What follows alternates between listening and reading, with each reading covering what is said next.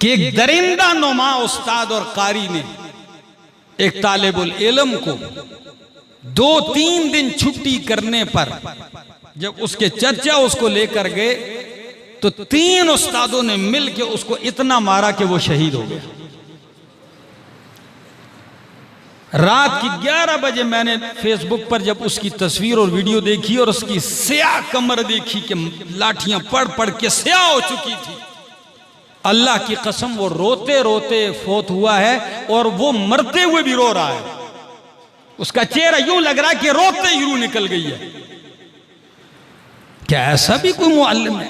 ये उस्ताद हो सकता है, ये दरिंदा है। मैं खुद मदरसे का मुझ पे एहसान है, मेरे खानदान में कोई मौलवी नाम की चीज नहीं है। मेरे वालिद साहब यहां बैठे हैं, मेरे खानदान में कोई मौलवी नहीं है। मेरे बाद अगर बने हैं तो बहुत सारे बने हैं, लेकिन मुझसे पहले नहीं थे। मुझ पे एहसान है मदारिस और उलमा का, मेरे घर इल्म आया, फिर मेरे बाद मेरे खानदान में। लेकिन मैं किसी ऐसे दरिंदे की तरफदारी नहीं करूंगा और कभी ऐसे लोगों का दिफा और उनका सर नहीं दूंगा।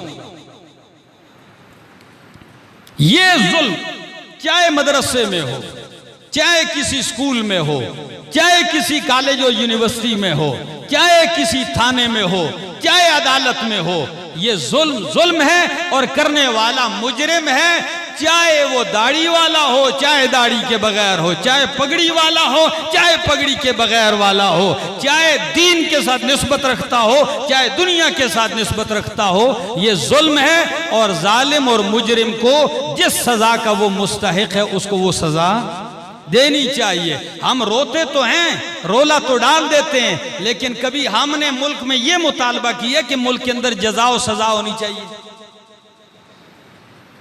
हम मुल्क में तरक्की करते हैं, फांसी का कानून खत्म कर देते हैं।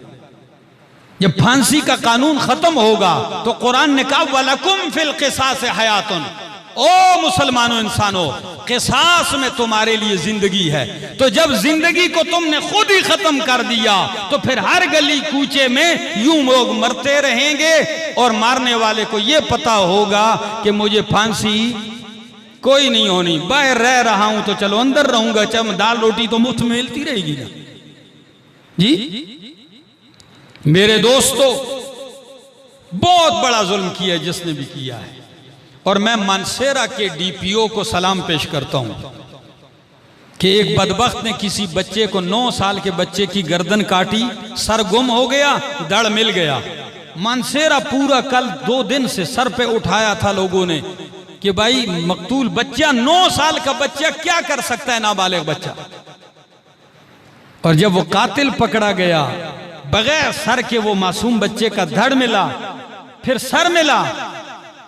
फिर पुलिस ने जब कातिल को पकड़ा तो उन्होंने कहा भाई किधर लेके जाएंगे, इसको चक्कर लगवाएंगे। तो फिर उन्होंने जिस तरीके से उसको आर पार कर दिया, जैसे भी तरीका अपनाया, लेकिन उसको बूंद डाला और वहीं उसका हल कर दिया।